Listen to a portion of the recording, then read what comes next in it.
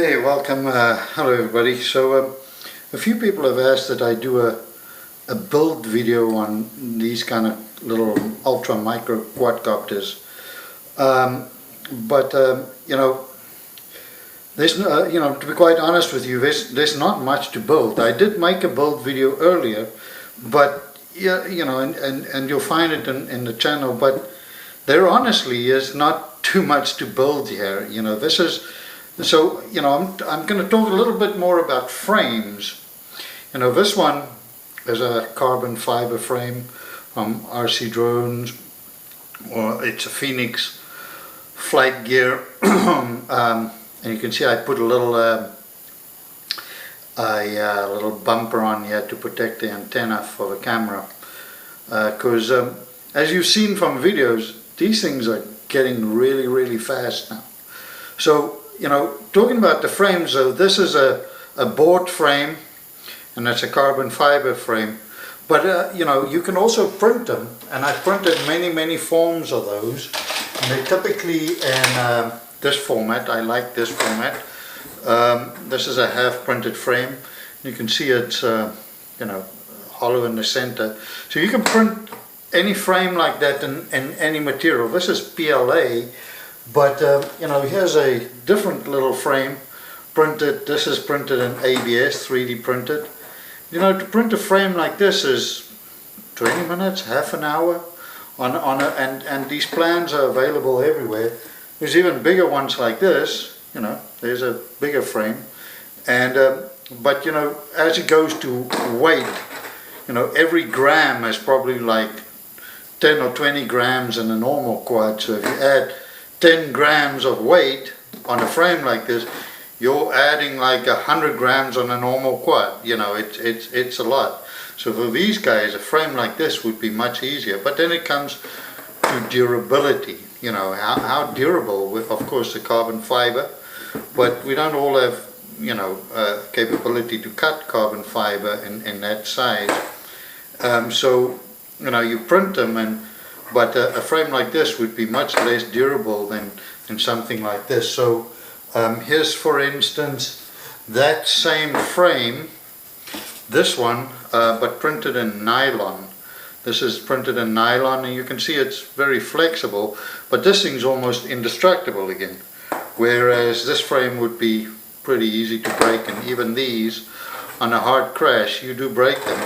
Where this one is nylon again and won't easily break at all. So it all depends on but then, it's very flexible. There's even nowadays carbon fiber reinforced PLA, which I'll print something in as well, to print this in that. And, then you'll really have a much more rigid and stronger. So we'll see if I can get some of that filament to print. But as it goes back to building, here's, for instance, the Krieger frame, or Krieger, whatever frame. This is printed in PLA, I believe. But there's what are the parts of this? What are you building here? It really is just four motors, one board that does everything, and a FPV camera. That's it. That's all you really need. And all of these are you'll see that these ones, the boards that I use, these SiSky boards, I still directly solder onto them.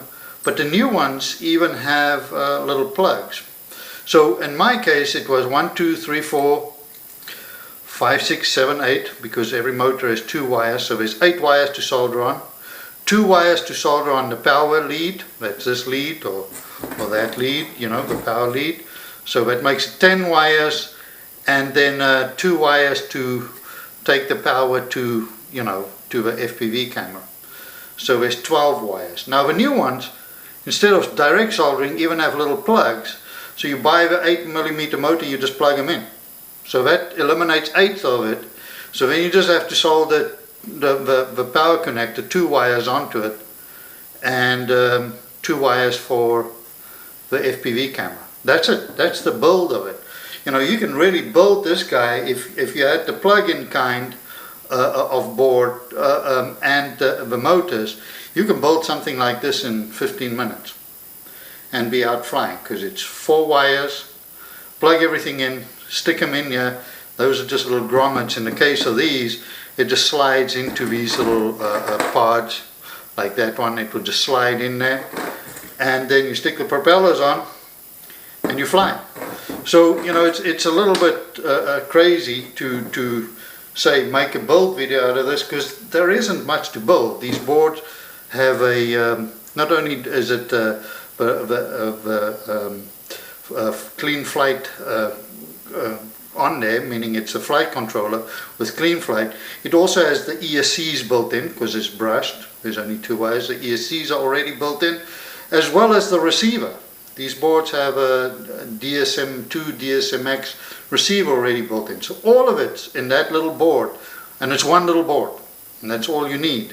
So like I say, with the plug-in kind, it's 4 wires and you're up and running. The FPV camera, you plug it in, there's no, you know, the FPV camera is the camera and the transmitter all in one, with a button to change the channels. And these are now even 40 channel with raised band. So you just plug it in and everything's done. So 4 wires to solder, stick the little motors inside the grommets or inside the little holder there, and any one of these frames can do it, and plug them in and fly. You know, flash Clean Flight, or do your tuning on Clean Flight, bind it to your transmitter and fly. It's as simple as that. So nothing really about a build video. It really is just what are these and how easy they are to build. And cost-wise, these motors, I don't use the expensive motors. These are the, you know, you'll see I put little sleeves on here, just heat shrink, just to protect the little motor so they don't, you know, hit the ground, where in these they're protected. But you know, these motors are $10 for 4 from Amazon, delivered. The board is $30 from Hobby King, or you can get them from Banggood or any one of those. The camera, it used to be $100 for this VA, Spectrum VA, but these new ones are better, and it's 40 channel. And this is the FX797T, but Hobby King sells them, and they're about 35. And then the frame, you know, if you print your own frame, you're talking about 35 plus 30, that's 65, $75. Boom, flying. Okay, propellers, they're $1 for 4. And you don't break these propellers. You can see these are well used. You can break them, of course, but I mean, it takes a lot of effort to actually break them. So for $75, you're flying. If you buy a carbon fiber frame like this, it's going to cost you $20 or whatever, so it's going to make it, but it's well under $100. Weight-wise, all of these are about less than 60 grams, even with the battery. And battery-wise, I use 2 different kinds of batteries. I use this Keystone from Amazon, which really is a 25C battery. You know, and it says 25C on there. I've tried other batteries, you know, real cheap 1-cell batteries, and the thing can't even, you know, take off properly. So it's got to be a high C battery like this. And this battery is a 25C, and it's about, I think it's about, yeah, it's 400 milliamp hours. That's that one. And then I have a bigger, higher C battery, which is one from Hobby King. That's a 750, but it's milliamp hours, but it's a 3570C. So this one gives me a lot more punch out, but it's heavier. You know, it's quite a bit heavier than that battery. So if I want to fly longer and faster, maybe I'll do this. If I want to do a little bit of acro stuff, and I'll maybe use this. But both these batteries, this one gives me about 3 minutes. That one gives me about 3.5 to 4 minutes of flight time. So, you know, and that's more than enough. To, you know, 3 or 3.5 minutes is way more than enough. And I land them at 3 minutes. You know, I know there's still some power, but, you know, I have a setting on my transmitter to do that. Like this, like I say, I just wanted to talk a little bit about this, and again, you know, it's really pointless to do a build video because, like I say, it's nowadays it's down to 4 wires you have to solder and plug everything in. So thank you.